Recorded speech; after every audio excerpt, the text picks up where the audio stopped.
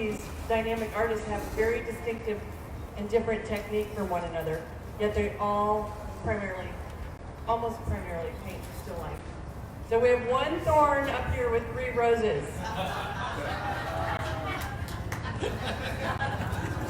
And strangely, we're going to start down there. I'll have each of you introduce yourself. And just so you know, we have a 30-year veteran on that end and a first-year artist on this end, and a little bit of in between. So it's going to be great. So let's start. You'll just say who you are, how long, what got you into art, how long you've been painting. Maybe tell them where you're from. We'll start with you, Graydon.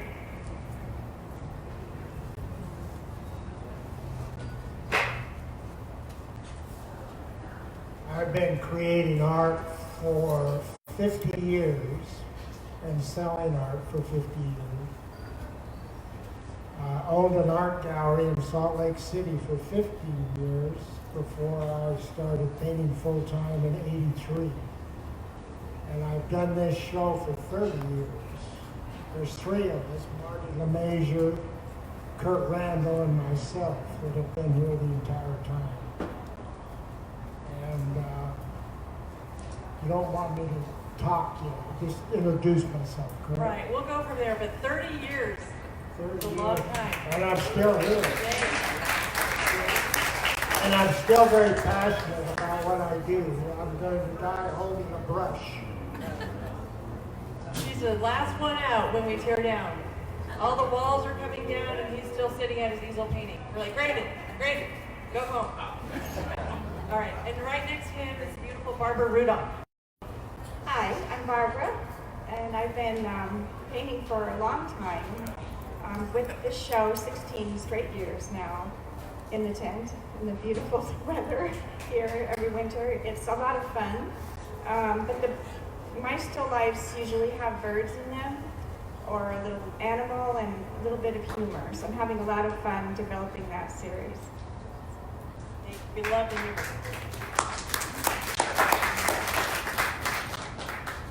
My name is Leslie Duke. This is my 5th year in the tent, and I've painted ever since I was a troubled teen, and my parents put me in a weekly watercolor class. And so since then, I studied illustration and design, worked in that world for a while, and just missed painting, so went back to it, and that's where I am. Wonderful art right here. My name is Erin Barrett, and like Susan said, it is my first year here, and I'm very excited to be here. I have been painting and drawing my whole life since I was a little kid, and then watercolor classes in my neighborhood, and then a fine arts degree from the University of Utah in 1998. And now this is about my 16th year of painting professionally, and my first year here, so lucky me. Okay, so the definition of the captivating objects is we want to discover what inspires them to set up their particular still lifes. And I know we're going to hear from Graydon that he always paints from life. He also is well known as a plein air artist, but today's focus is primarily on the still lifes. And they didn't each mention their medium, but you're all oil. All of you are oil. And you'll notice quite a difference between the texture, and I'll come over and hold up, or maybe Cindy. Graydon has a piece on the easel and a couple below. So if you'll just maybe talk a little bit about what kind of still lifes you like to do and why, and how you use your technique to get so much paint on there. And he is also known as the flower thief. If you have flowers here in the tent and they're missing, go check with Graydon. Time for geraniums, actually. I've tried to teach these 3 ladies how to paint and how to sell art, but I don't think they need me anymore. They're all 3 doing a great job. I want to tell you a little story first. Delmar Pettigrew, who passed away 3 years ago, Martha's husband, he was primarily a sculptor and he wanted to be a painter. And I told him in the next life, Delmar, that he was challenged and he kept wanting to paint. So one time he suggested we paint some fish. and he bought some at Costco, and they had the heads on and everything, and they were frozen. So we kept trying to set up time to paint the fish in a still life, and he kept bringing them to the show out of his freezer, and it never really worked out. So he brought them out a couple of times, put them back in the freezer, and then he finally said, "This isn't happening, so you just paint them." So he gave them to me. I took them down to my studio, set them up with lemons and lime and a wine bottle and a wine glass, and started painting.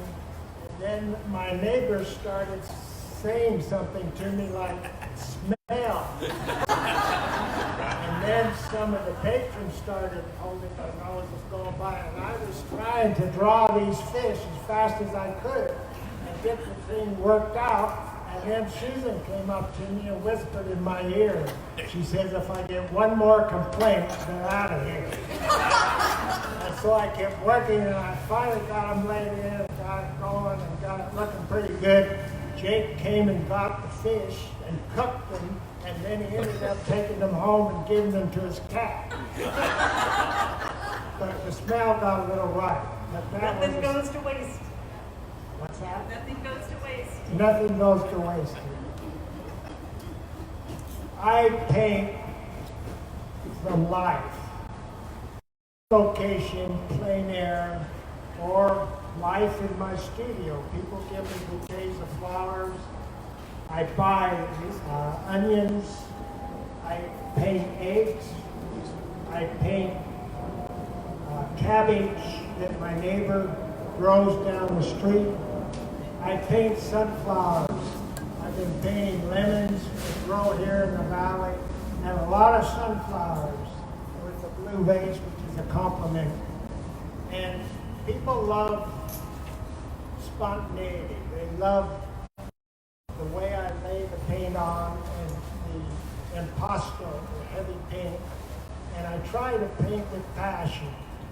I think the primary focus of an artist is to create a work of art, not to reproduce or try to copy a photo and make a photograph. Where, in my opinion, our function is to create something beautiful, and something with passion, and something with soul. And that's what I try to do.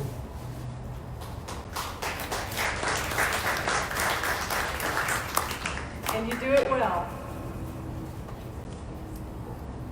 My painting style is a little bit different than Graydon's. I have to tell them a little story about you, though. Years ago, before I knew you very well, I painted my really detailed, realistic sunflower painting, and he would just come up at the end of the day and go up and down the aisle and stare at it, and he threatened to hang a dead chicken in my booth as a curse to himself. Do you remember that? But anyway. We love each other, yeah. I had bought one of his paintings, that's what did it. So. But anyway, my paintings, I have a little bit of fun. I've got one on top called Tequila Mockingbird, not To Kill a Mockingbird. I've got one of those too with classic books, but this one, I love to do still life. So this one has tequila bottles and a little mockingbird, which I have them in my backyard here. So I'm having a little fun there. So it's perfect for over your bar, even if you don't drink tequila. It's fun, but after I first painted that one, I came to work in the morning and opened my closet door, and there were quite a few empty bottles of tequila that the artist had made. Barbara, maybe you can paint these. So, I mean, it's fun. We have a good time and help each other, and a lot of times the artists here will help me with a great title. They'll just come up with something. I do a lot of, instead of doing real thick paintings, I'll set up, or thick paint, I will set up a still life, photograph it. I'll take maybe sometimes 50, 100 photos, and then I will work from my photos to kind of create a composition. There's a lovely couple that were actually here yesterday. They're like in their 90s now, that for years come and bring me jelly jars every year. They think I can mix my paints in them or something, so I put them into a still life. This is called a jam session. And they're from Durango, so squirrels are, just kind of fun. So, oh yeah, you can pass it around. This one just made me smile when I saw it. Yeah, they're fun to do. So that one does not have a bird though, I apologize. But anyway, I'll pass it on to Leslie.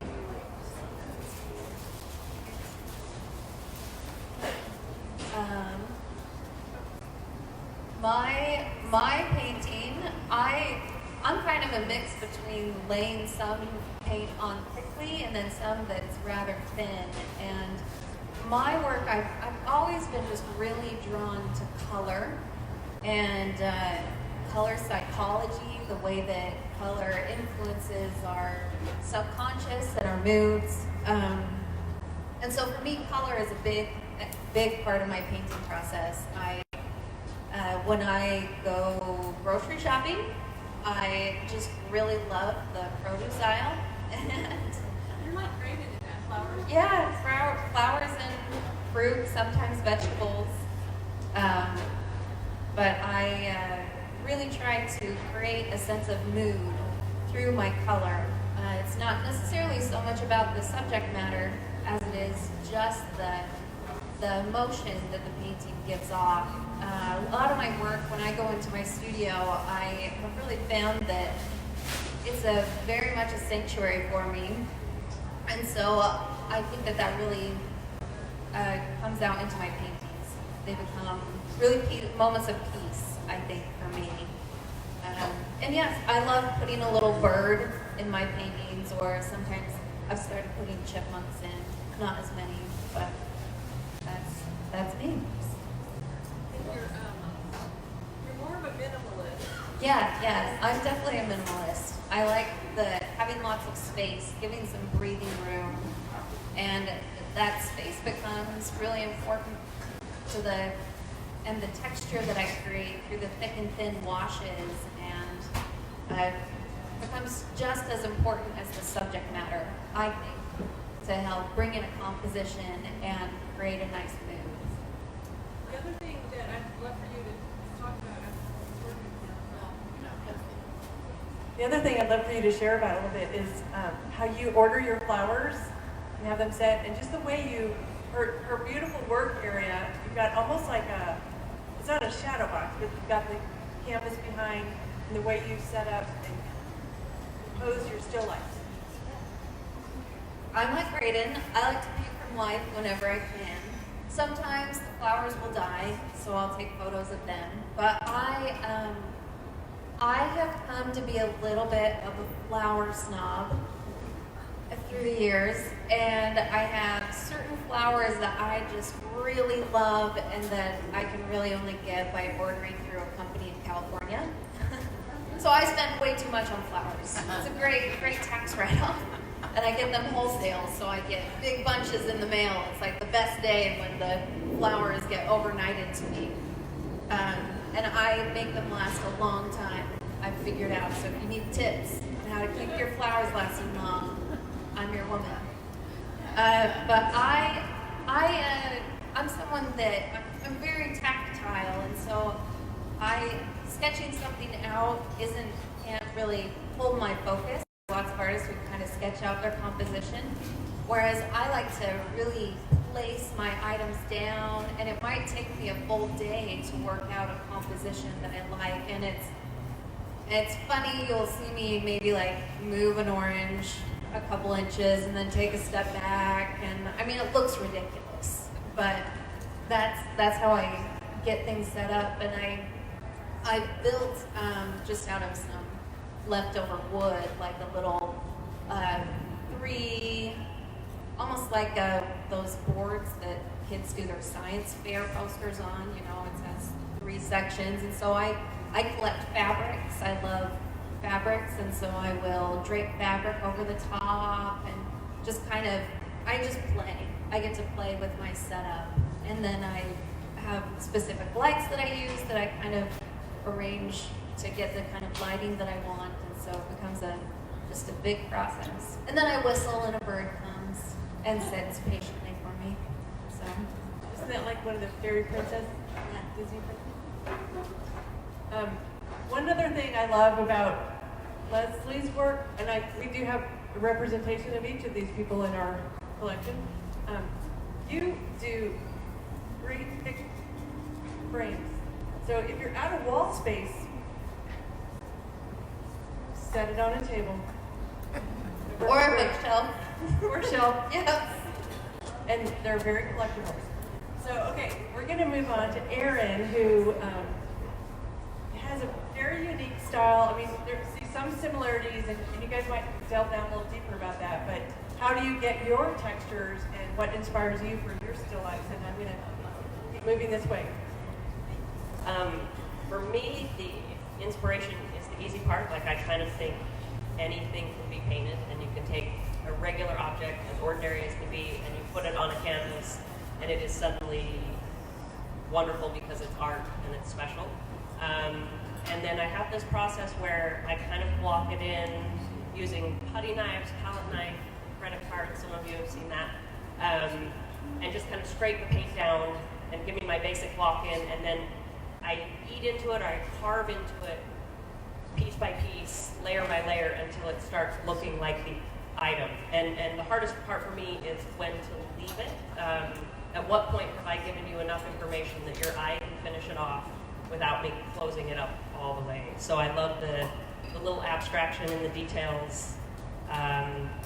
And somebody will say it looks like a photo from down the hall, but then when you get up close, you really see my process. I don't vary my process. It's there for you to see how I built it or constructed the painting. So I get a kick out of that. And I love how you take everyday objects, including like candy. She's got this awesome bowl of juicy fruit gum. How many of you chew juicy fruit? Come on, show your age. All right, Wrigley's. But you take ordinary little objects and make them absolutely beautiful and wonderful, including a simple baseball. Very timely, by the way, with our spring training. And lemons. All of you incorporate a lot of citrus in your paintings. I think that they're very captivating, there's that word, for the still lifes. But tell us who has inspired you, and I know you were in school under some really well-known instructors, and how they've helped you along the way. I had a really wonderful education. I went to the University of Utah during a time when it was this trio of men that were really great professors, Dave Dornan, Paul Davis, and Tony Smith, and I took as many classes as I could for the whole 4 years from Paul Davis, because somebody referred me to him and said, you have to go take classes from him because he thinks like you do.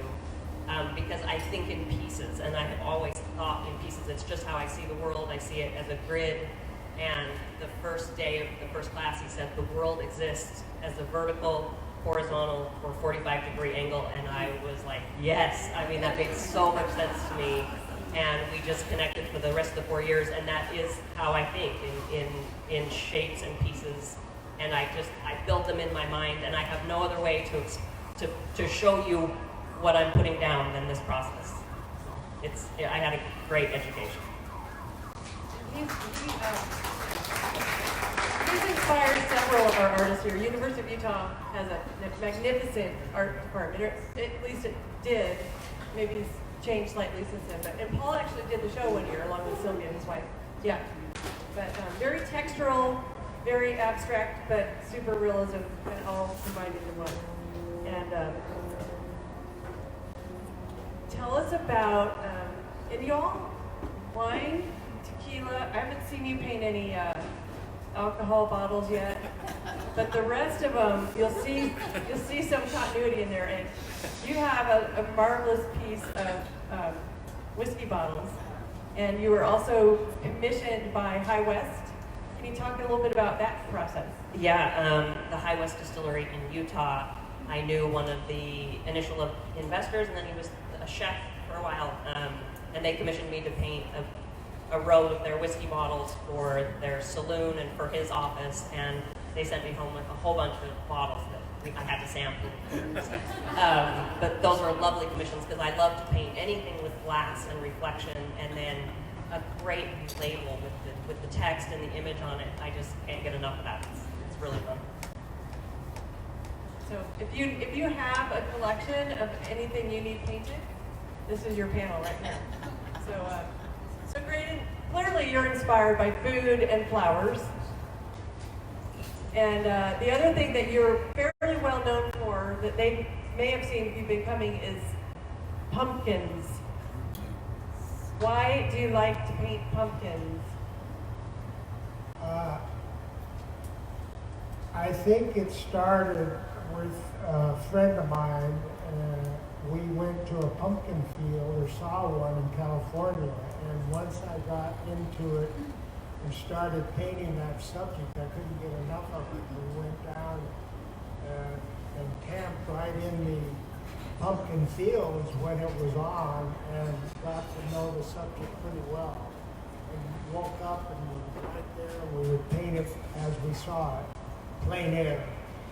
But it's a subject that I've always loved, and I just sold one here 3 years ago that my neighbors grew in their yard, and it turned out pretty neat. And a lady bought it, a banker, and she put it in her cabin up here at Hebert. It's just a subject I love, as well as sunflowers. I like the big sunflowers, the huge faces on them, and I have neighbors who grow them special for me, and I do huge paintings of the subject with zinnias and a lot of color. I've learned that people love color, and that's why I paint a lot of flowers, because they want to be happy. People want to be happy with their art, and that's why I create what I create. Back to the subject, who taught me, I had a very good teacher in high school when I was a junior, and he taught on a college level, and he taught us how to draw. And so much is done today at the universities that they don't teach the classical approach to drawing and design. And all three of these ladies know how to draw, and I give them credit for that. And so many today with computers and all of the gimmicks that artists use, they forget the basics where it all starts, and that's knowing how to draw. And the very great artists of the world knew how to draw, trust me. But this teacher, he would tell us to draw your neighbor's hands and the feet and the model. And we learned bones, and we learned muscles. And this was very early in my career, but this is where it all started. And I had a good university education, and I didn't really start using color until I was 21 years old. And I drew and designed and draw. And that's where it all starts. Even with paint, you draw, and you're drawing all the time. And that's what it's all about. And then hopefully the most important thing about it is you learn how to put spirit into your art and soul. You're trying to create something beautiful that people can be inspired and want to look at and look at. And that's what I try to do. So when you say drawing, now you're literally using your paintbrush instead of a pencil, and you draw your basic. Yes, I do. I design, Composition? I take a small brush and I use purple a lot, dioxide purple. And first thing I do is I tone my canvas and get rid of the white because the white is so dominant. And then I design and draw, and I try to set my still lifes up so that they have interest like Leslie does, and I take the time to design them so that I'm inspired and get excited about them. And then I sit down and I start laying it out and designing and drawing.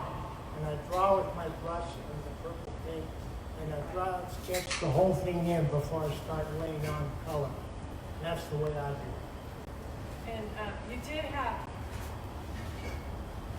you have a beautiful palette. I love to go around the tent and look at all the different artist palettes and see the way they lay out their paints and how much paint they use. Some have a lot. And you had a very, very dear palette that you've had for many years. It had a tragedy. Can you share that story? Well, I How you overcame had it. a pallet that I had for 25 years, and it was made out of wood, and it actually folded. But it got used so much that it thick paint all the way around, because I would use it in my studio, and I'd use it out on site, out in plain air. And I had it 25 years, and I think in 2015 I had completed a large snow scene. And when I got done, I loaded the painting, and I took my pallet and set it on top of my van on the back, and I loaded everything up, closed the doors, and took off, and never saw my pallet again. This is after 25 years, and it was very dear to me. I went back, and I couldn't find it, never did see it again. But I've since created 2 more pallets, and I've got another nice one going. Matter of fact, today there was a lady taking photos of my palette, and I thought she was going to put her nose right into my paint. Yeah, the palette collection here, we should auction them off sometime. I use a lot of paint, so I put a lot of different colors out, and it's quite exciting. Thanks, Graydon, for sharing that. So Barbara, you do use a lot of birds, and I'm going to ask you to tell your bird story, but because it's a great story. But you also have done some great pieces, like the baseball pieces, the book pieces, the Kill a Mockingbird, and then you've done custom pieces with people's books they want in there. Yeah, lots of custom pieces. I mean, a lot of you have probably heard the bird story already. I don't know if you want to hear it again. But the book story. Okay, well, after I started painting birds, I painted the 22 classic books, To Kill a Mockingbird, and it was really kind of fun with all the classics. There's a mockingbird on top looking down. There's a little bit of humor, like he didn't like the title of that book and was contemplating his next move. And little by little, I think that painting kind of kicked off a lot of commissions, and it led to baseball. A lot of people would bring me their favorite books, vintage gloves, maybe Hank Aaron autographed ball, whatever it is. And so if you have something like that too, you can bring it into me, and I can definitely come up with a great painting for you, or composition, and do, hopefully a great painting. But like Graydon, was talking about, I think the drawing is important, and I'll spend more time planning than I will painting, because I have to get everything just right. Moving things around, like you were saying, all the objects, getting it placed perfect, and then I'll do, a lot of photographs, and kind of just work from them, and try to bring it into a really fun story. Sometimes I'll have the people ask, where do you get your titles? Do you have the title first? Or sometimes I do, and sometimes if I don't, there's always somebody around here that can come up with something. So, but the birds help tell the story, or maybe it's a book or an object. Whatever it is, I think putting that little bird in there has really, taken off for me, because it really makes it more fun. And I don't know what else to say about that, but I love the Crime and Punishment, which was yeah, Crime and Punishment. If you come by my booth, you can see that one. Yes, there's a cat with absolutely no shame, and he's just committed a terrible crime and killed a little bird. The bird's laying upside down on Dostoevsky's book, Crime and Punishment. And most people come by, and a lot of times they don't get it, but the ones that laugh, I know they get my work. So the couple that bought the original got the book to go with it. So. And tell them, who has inspired you over the years, other artists? Honestly, I think there's so many to name, but I think it started with, for me in high school, with a really good high school teacher, and then in college as well, that really pushed me to go out and draw from life. And I took workshops at Scottsdale Artist School or wherever I could. I went to Mexico, all over, and my whole style is completely different what I do now from when I first started. But I think it was just that progression of learning and being inspired by different artists that led me to where I am now. So art in high school is a theme here. It's important. You have to make sure it's included in their education. Yeah, I loved it. I just loved it. And the Scottsdale Artist School, how many of you have been to classes there? Okay. It's a gem in the desert. It brings artist instructors in from all over the country and the world, and it brings artists who want to learn all over come in and do week-long sessions. They do have shorter ones, but it started with like week-long. I used to do figurative work years ago. I did work for the trade, like for Robin Stuckey and Ethan Allen, and I did whatever was in style. But I did a lot of gesture. Took a class on just gestures at Scottsdale Art School. It was really fun. So you just kind of loosens me up. I've completely gone back to being uptight, but it's really a good lesson. It's a good lesson. Frees you up. And definitely a gem here that so many people have no idea what a big impact that school has made to this community. So glad you're a part of it. All right, so Leslie, who are some of the artists who have inspired you? I happen to know because I just recently wrote a little bio on you, but I mean, so many, so many. But when I was little, I mean, I grew up with an accountant father who really should have gone into party planning, and a mom who should have been a scientist, but was just a fabulous fifth grade teacher for like 32 years. But they both really loved art. And my dad collected fine art prints, and we had prints all over the house, and my mom was all about kids' books. So, and I remember just sitting in bed, and she would read the story, but we would also talk about the illustrator, and we would read about the illustrator, and we would talk about the pictures, which I think is just really cool. I think especially now, I have a 2-year-old, and I think, wow, she took all that time, like, I'm just ready to put him to bed. But that really got me thinking about art. I was just surrounded by it. And the older I got, once I started taking watercolor classes, my teacher, his name is Harold Peterson, and he was just wonderful old cowboy who never seems to age. It's like the same. Okay. Anyway, one of his favorite artists was John Singer Sargent. Okay. Was Sargent. And he... Sorry. Thanks.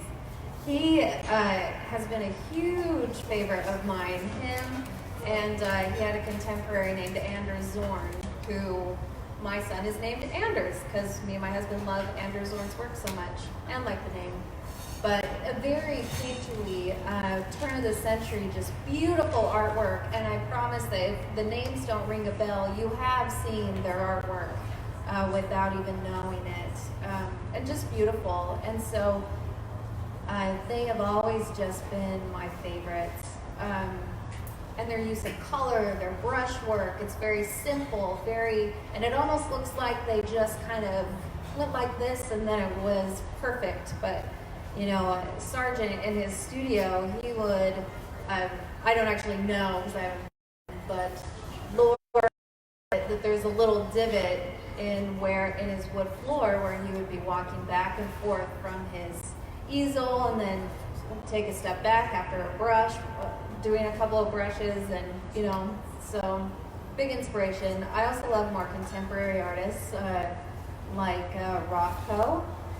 I think the first painting that I ever wept at was one of Rothko's paintings, which was a really odd experience, but I just find his work very, very touching. I also love Audubon, and I have a whole list of children's books illustrators that I just love. And I actually studied illustration. Well, I guess I already said that. And so I think being immersed in that world, especially, the golden age of illustration, Maxfield Parrish and Rockwell and all those old guys. So, yeah. very good. That is true. Judy Dickinson has a piece that has a Child's Garden of Verses book. How many of you remember that book? And I said, I have that, and I just found it last night. And it's just filled with all these beautiful stories and illustration. And we don't see that so much in modern day books, right? So kind of staying on the subject of who inspires you, one of the things I always like to ask and have you guys share is what museums do you think are must see? And when you stood in front of that Rothko, what made you weep? Do you know? I mean, I think it was just, I mean, his work is large, and I mean, it's textural, and it just has a life about it that I think it's just bigger than life. And then color. I think the psychology of color, just for whatever reason, it really gets me. Did you study psychology of color? I mean, a study. I mean, I read books about it, but you know, I don't have a degree, that's for sure. Yeah. What about you, Erin? What have you been to museums or seen collections that just struck you? I have, and probably my favorite painter, and I think a lot of painters would say this, is John Singer Sargent. He just makes it look so easy, and it makes you want to rush home and paint. And then I was in San Diego visiting my brother once, and we went to a museum, and I don't remember the name of it, but it was the first time I saw Sorolla, Sorolla. I'm not quite sure how to say that, but that was one of the most moving things, and I never studied it, never heard of it, so I came home and bought a bunch of art books, and now spend a lot of time thumbing through those. And I love Uglo, you know how to say it? He's Uglow is just a knockout. He, again, thinks in pieces and shapes, and he achieves exactly what I would like to say in my paintings. And I know how bad I'm blushing, by the way. As soon as I get asked again, I go bright red, and then my color goes back down, and then I get another punch. But yeah, I love art books, and if you're having a slower day in your studio, I mean, I don't think there's anything more valuable than art books and just marking your and looking through them. And then in Utah, we have the Springville Art Museum, which once a year does a spring salon and gets a pretty incredible group of painters together. And I think a lot of us Utah people are in that once a year, and I get to see their work. But it's awesome. And I think the other day I was doing a podcast interview with Matt Sievers, and we were talking about museums, and he was talking about we have a bunch of art nerds, and he said he'll travel a lot with Santiago Michalak, and they are, they're art nerds. And I said, it's all of us are, because we'll come back after being gone all season, and as we travel, most of us will visit museums or art experiences, because it's part of what makes any destination unique is what you can find at the museums. But I remember when Jake and I went to Bentonville to the Crystal Bridges, they had significant John Singer Sargents and some Renoirs that literally you have to stand there and just think, how could they get that color tone in the skin and the draping of the fabric? And I know that's big in a lot of your pieces is fabric, but the gift of museums is so important, I think. And I like to believe that so many of the artists that are here now, we will be seeing in museums as we continue on this path. So keep an eye on these people. Barbara, what about you? Do you have favorite museums and places for inspiration? Yeah, every museum I think I've ever visited, I've just been blown away. I mean, most recently in Boston, Washington, D.C., the Metropolitan Museum of Art. Of course, I could just spend days in there. And I haven't been to Europe since 1985, but I remember being really awestruck in Florence and visiting every museum that I could. And I was not painting back then full time, but I just really, you can't go to a museum and not be inspired. Most recently, though, I live near the Music Instrument Museum. So if you haven't been there, you got to go there. A lot of my paintings have come from there. I don't have a lot right now in my music, but I painted a lot of rare violins, Amatis, 1620. Got some musicians in the family, so I've had I've been fortunate to be able to get a close look at some of these beautiful instruments. And that place I always find inspiring, if not just to walk through, see a concert, but I always come back with ideas. And for 4 years now, I've done the program cover for the Arizona Bach Festival, really just because these guys that run it ask me, and I get a kick out of it. So they do these beautiful programs, and they always choose one of my violin paintings. So I have to say that's the museum that inspires me, most recently. And the richness of the wood and how you capture that in the violin paintings is awesome. Thank you. What about you, Mr. Boulder? Musée d'Orsay in Paris is one that everyone should try to visit. The French Impressionists are there, from Van Gogh to Monet to you name it. I think we owe a great deal to the French Impressionists because they opened up a whole new world to the artists, because they taught us that we need to go out and study life, and we need to study nature. We need to go out and paint on site and get the spirit of the place. And it opened up a whole new world for us. And then the American Impressionists followed suit. But they really gave us an opportunity to see and to appreciate art in a whole new different world. But that museum in Paris, they highlight all of the French Impressionists, and it's a must-see. Van Gogh is probably considered one of the, if not the most important artist in the world today, and there's a reason for that, because he painted really from his soul, and that's what you detect in his work, and that's why I appreciate the Impressionists so much. I consider myself a traditional Impressionist, and I'm very much inspired by all of those people. How would you clarify the difference between the French Impressionists and American Impressionists in their style? Well, I don't know that there is a whole lot of difference. So actually, I like the American Impressionists that follow the French. They went over and studied with them and went to the same art schools and brought it back to America.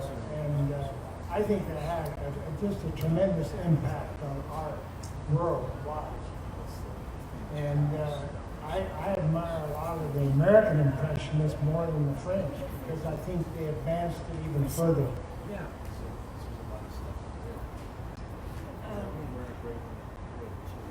Cool. I had another follow-up question for you. It went away. Something brilliant too, I'm certain. Well, while I'm thinking, are there any questions from our wonderful group here that I might not have gotten an answer for you yet? Yes, please. I'd like to ask you, what inspired you?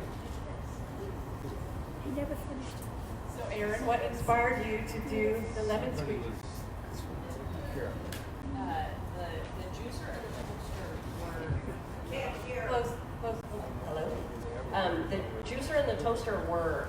It was a painter friend of mine commissioned me to paint him and his wife's grandmother's items. And it was such an odd combination, but I was so in love with the reflections of the lemons on the distorted juicer and then the perfect reflection on the shiny toaster that I asked Zach if I could use his items again to do another bigger painting. And I set the whole thing up, but the whole reason I painted that was for those fun reflections. It's worth doing the whole painting for those 3 little nuggets. And your use of negative space is brilliant. Thank you. Yeah, I spent quite a bit of time thinking about the design of a painting before I started. The empty space, if it's centered, where it sits on the canvas, and then the color scheme is definitely in my mind before I start painting, because I think, like you said, it creates a mood. Like whatever color I choose to be the basis of it creates a definite mood, and I think this is sunny and nostalgic because of that color choice, and I try to think that through long before I start painting. Thank you. And yellow lemons on a yellow background is very bold. Yeah. Sunshine. Yeah. Great question. Thank you. Okay, I think I saw somebody else. Yes, please. All right. We'll repeat it if you can't hear it. Yeah. This is for Barbara. Barbara, we come back every year to look at your birds and what they're perched on. So do you have a group of birds that you're particularly partial to? Also, where do you get the subjects? Do you photograph them or go to bird books? How do you do it? Good question. For those who might be watching online, the question is Barbara with her birds. Where does she get the Yes, reference? probably, maybe 12, 15 years ago, I bought a really excellent Canon camera and a big zoom lens, and I'll go out and photograph here. More of a backyard birder at the moment because I'm in the tent, but I will feed, by the expensive thistle seed, so I get the goldfinch. I'm having my cup of coffee, and they're like 3 feet out my window, and they've gotten used to me. The Leicester goldfinch are just like American, but they're a little smaller, and they'll practically get on my finger. So I have reference that I can sketch from, photograph, or just kind of get a feel for. Lots of hummingbirds out here. But when I travel, I'll take my big camera and try to get birds that I don't have here. People love cardinals, they love bluebirds, chickadees, of course hummingbirds, so a lot of those will end up in my paintings. And they tell me a lot of special stories about loved ones, and the birds will remind them. And so I get a lot of commissions with those birds. So they're probably the most popular that I paint, but I will paint a wide variety, and if I don't have the bird that maybe you're requesting, I have a few photographer friends that I will ask for the resource, and then if I use the bird, they get a free print. So it works out. Another thing you've done in the past is a series of state birds and the state stamps. Well, yes, actually I've only done 15 states so far, but and it kind of fizzled. I think I went on to new things, but now everyone's coming this year and wanting their state. So, but yes, it's a lot of fun. The state birds, I'm using vintage maps and the actual postage stamps in the original, and it's a fun little collection. Good question. Yeah. All right. Other? Yes, please. I'd like to hear from each one of you, what is the hardest object you've ever taken on and then realized, oh my gosh, why did I start this? What's the hardest object? Great. What's the hardest object you've taken on, and maybe in the middle of painting you thought, oh my gosh, why did I take this on? I had a lady last last 2 years, she actually commissioned me to paint a couple of paintings, and I did a 30 by 40 of tulips for her. And then she wanted me to do sunflowers and zinnias in a blue pot. And then she got thinking about it, and she went to Florida with her 4 children. And she was on the beach in Florida, and then she came back and changed her mind. She said, I've got a whole house full of flowers. I've decided I would like to ask you to paint my 4 children on the Florida beach. And so I gave that some deep thought, and I've actually done a lot of figures over my career, and I've painted a lot of people on the beach, very spontaneous, and when I'm out, and I enjoy the subject, and I enjoy the figure. I enjoy painting people. I actually have one in my studio, in my booth, of 3 English children on the beach that I saw in '93, and I have a large piece that I created that's in the entry of our home in Utah. But I said, okay, I like challenges, but this one ended up being a nightmare challenge because she wanted her children and she wanted likenesses of her 4 children. And so I proceeded to do that, and she sent me all kinds of photographs of her children on the beach, and we picked one and then another, and we finally ended up with one that we decided on of her children. And I did a large piece of 36/48, or no, it was bigger than that, it was taller. Anyway, as as I worked on this piece, it became a really challenge for me because the figures worked out well, but the likenesses that she wanted, I knew was going to be a really challenge. And then I laid it all out and had it almost done. I sent her a photograph of it, and she says, "I love it, but you've painted the water kind of gray." And I said, "Well, that's the way it is where you were." She said, "Well, can't we make it into a Caribbean water?" And I said, "Okay." So then I started adding color into it, and it actually worked out pretty well. But then we started keying in on each one of the children. And she said, "Well, the one looks pretty good, but we need to do this one." Then we took close-ups, and then it went on and on and on. Finally, I actually got her satisfied, and she told me, she says, "You poor man, I put you through hell. I hope it all works out." And she ended up being satisfied. But what a challenge. That was my biggest challenge. I gave you some gray hair. I think that commissions are probably the most challenging because you want to please the client. And whether maybe I had to paint a dog a couple years ago, and the image they sent me was the size of a postage stamp. And I like to take my own photos, so that's always a challenge, but it came out fine. I think in my studio now, the most challenging one was probably, but really fun, I love doing it, was the typewriter. It was larger, I have a print in there now, the original was larger. The shadow, the back of this old Royal was really fun to paint. And then when I got into the keys, I thought I must be crazy. Because every little shadow, it took a long time to do that. But it was a challenge, but it was fun too. Dahlias. Dahlias are the worst. They're like painting roses, but on steroids. Because you have, there are a bunch of different kinds. You've got the Cafe au lait, which are my favorite, and I saw them a couple years ago.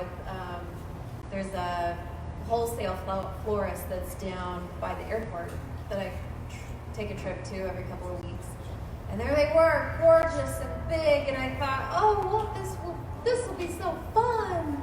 So I bought them, and oh my gosh, it was the worst. And so I actually am repainting that painting right now, but I'm allowing it to be a little bit more atmospheric and a lot more push and pull, because you get every little petal, they have so many, and little and small ones and bigger. So I've had to kind of come up with a way to have it feel like a dahlia, but not. My work is very much more, it's not as tight, and so it'll look funny if I end up getting every little thing in there, and then the rest of it is all loose. Anyway, nightmare. But it's turning out okay, and it's on my easel right now, funny enough, and it's looking a lot better. So Always stick to it, right? The struggle is real. I was going to say the beer bottles was my biggest challenge. It's a 54-inch painting in my studio. It just has a whole lot of lettering and labels. But then I remembered a couple of years ago I painted a gumball machine, and halfway through I was like, whose idea was this? And instead of filling it all the way full, it's about a quarter of the way full. Because each gumball is like its own little painting. Each gumball has about 6 to 8 brush strokes in it, which means 6 to 8 colors. And so yeah, it's only a quarter full of gumballs. But I bet that glass looks really good. The glass looks amazing, yeah. That's a good one, Diane. Thanks. We probably have time for one more question, if anybody's got a question. Okay. Okay, Yes, please. okay. So I've known Graydon for 20-some odd years, and he doesn't paint dead flowers anymore. Oh, there's some right there. Oh, Graydon. It's time for me to replace those. But yes, Graydon is the flower that when the tulips are like, you give them to Graydon. He always gets first right of refusal for every dead flower. Sorry, Graydon. And you haven't hit me up about geraniums yet this year, but we'll probably need to get some. Look, we need some geraniums. Like, go buy your own. But anyway, Yes, I'd like to know your favorite thing you painted. favorite thing you painted? You start. You got the mic. That's a hard question. My favorite thing I've painted is usually the thing I just finished. But right now I'm just loving glass and reflection and anything shiny. Yeah. Shiny's good. Hard question. But one of my favorite paintings, I think, was of 3 turnips. And it was a 36 by 36, these beautiful turnips that were purple, and then I put them on a yellow and green background, and they were just right in a row. It was when I was first figuring out how I wanted my paint to look, and I was working full time, and then I would go home and paint in my little shed backyard studio and be up until 2 a.m. And that painting got into I'm a Utah artist. It got into the Spring Salon that has been mentioned, and someone bought it. And it was one of just, I look back at that painting and it's kind of like a symbol of all of the just late nights and frustration with not being able to do what I wanted to do, both with my paint and then also career-wise. I could have quit my job, but I was, I'd get home at 5:30, and then my sweet husband would make dinner, and it took him 3 hours to make dinner, but he made it. And then I would go and paint, and it just is, I wish in a lot of ways that I still had it, but I mean, the biggest payoff was that someone bought it, and that they loved it enough that they bought it. And it was a moment when I felt like, oh my gosh, I'm doing it. Like, I can do this. And then, I don't know, it took like another probably 5 years before I could quit totally and be here. But that painting really is precious. Barbara, do you have a favorite? That is always a hard question. There are some that will pull, tug at your heart a little more, and they're usually ones that will sell quickly.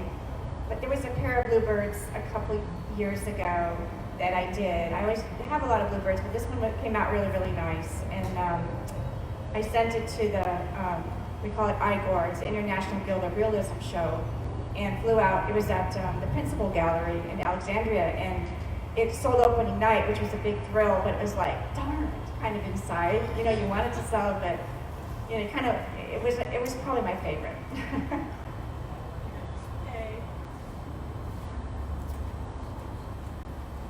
I am all over the place. I love all subjects. I love the challenge.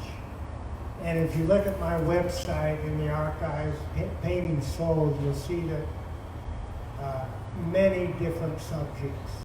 So I don't have any one particular, but there are so many that are special to me. And I can't just name one, but I love the 4 seasons. I love painting plein air. I love painting from life. And that's what makes it all so special to me. Very well said. Thank you.